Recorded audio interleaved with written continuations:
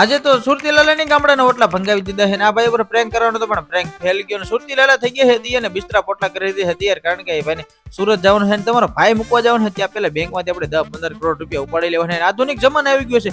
Google pay થી scanner કરો એટલે ઓટોમેટિક એટીએમમાંથી પૈસા ઉપડી જાય છે ને તમારો ભાઈ આવી ગયો. રોડે 1-2 કલાક થી બસ આવતી નથી ને સુરતી લાલા થાકી ગયા એટલે બેવાની સ્ટાઇલ તો જવાનું. ફાઇનલી બસ આવી ગઈ છે એટલે બે ભાઈને બસમાં બેહાડી દીધા છે. ઠંડા ઠંડા ગીત સાંભળતા હું આવી ગયો છું ગામમાં.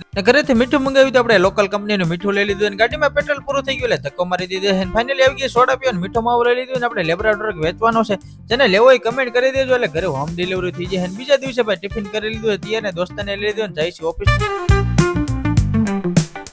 અને ઘેટા બકરાથી આપણું સ્વાગત કરો. મેં એક વખત હું ટિફિન લેવાનું ભૂલાઈ જાય બાકી પાવર બેંક લેવાનું ને આ ભાઈ એમ પૂછે છે કે પાવર આવ્યો છે કે નહીં. હા ભાઈ પાવર ચાલુ જ છે ને ભાઈ બંધ ઇમરજન્સી ઘરે જવાનું છે પણ કોઈ જાતનું વાહન ત્યાં મળ્યું ને એટલે ફાઇનલી હું લેવા આવી ગયો છે ને મુજાઈ ગયું તો જવાનું. ફાઇનલી આપણે એના દિવસ પૂરો થઈ ગયો અને વિડીયો ગમે તો લાઈક શેર અને સબસ્ક્રાઇબ